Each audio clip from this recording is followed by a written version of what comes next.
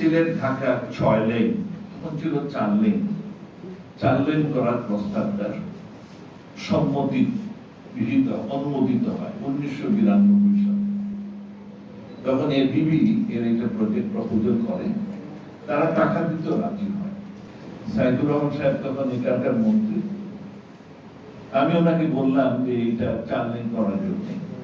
সাইদুর রহমান সাহেব বললেন যে তোমার গাড়ি নাই, গাড়ি ঘোড়া নাই, তুমি 4 লেন দিয়ে কিভাবে পাবে? এই জন্য আর এটা 4 লেন হয় না, 2 লেন রয়ে গেল। সবচেয়ে দুঃখের বিষয়, এরপরে সিলেট শহরে অনেক নেতা, অনেক নেতৃস্থানীয় লোক, কিন্তু এটা নিয়ে কেউ কোন উচ্চবাক্য করে নাই, কোন আন্দোলন করে। আমি মাননীয় অর্থমন্ত্রীকে 2015 সালে বললাম যে এটা তো 92-তে হওয়ার কথা। উনি বললেন আমাকে কেউ তো এটার কথা বলে না। এখন তো আইনময় বটে, সাইদুর রহমান সাহেবের সাথে আমি অনেক ধ্যান দরবার করেছি। উনি বলে যে তোমার এখানে গাড়ি নাই, 4 লেন করে কি হবে? দেখো কি এটা ইমার্জেন্সি বেসিসে প্রজেক্টটা মাননীয় অর্থমন্ত্রী নেন।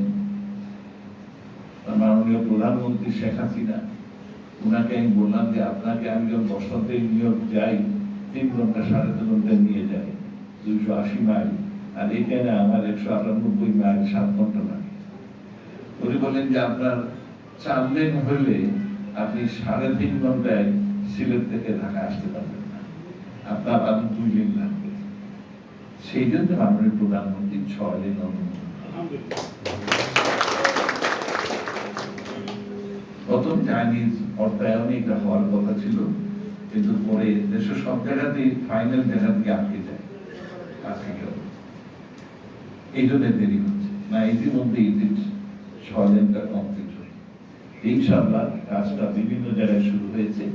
সিলেট এলাকায় কাজটা দীর্ঘদিন। এর একটি বড় কারণ হলো জমি অধিগ্রহণ হয়নি। জমি অধিগ্রহণ করার জন্য একটি কানুনগত দরকার, সার্ভেয়ার দরকার। ডিসি সাহেব বলতে উনি আসার পর, উনি আসার আগে কেউ আমাকে সেটা বলে নাই যে কেন দেরি হচ্ছে, কেন অধিগ্রহণ হচ্ছে, কেউ বলে নাই। পরবর্তীতে জানলাম যে 34 জন সার্ভেয়ার মধ্যে 2 জন মাত্র চাকরি করেন, বাকিগুলো খালি।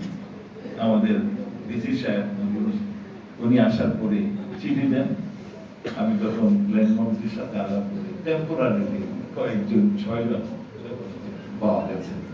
তার ফলে আমার বিভিন্ন রাস্তা সিলেট থামাবি 4 লেন, সেটা কিছু অংশ অধিগ্রহণের বাকি, সেটা তারা করছেন।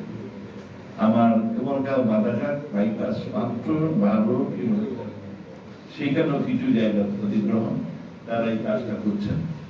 আর বিশেষ করে সিলেট ঢাকা 6 লেন, হবিগঞ্জ থেকে শুরু করে সিলেট এই এলাকায় অধিগ্রহণটা খুবই কম। এখন মোটামুটি হচ্ছে, এই দিকটা কাজটা হতে দেরি হবে। ঢাকার মানিকগঞ্জ, মুন্সিগঞ্জ ওগুলো আগে হয়ে যাচ্ছে, নারায়ণগঞ্জ, কারণ তারা আগেই অধিগ্রহণ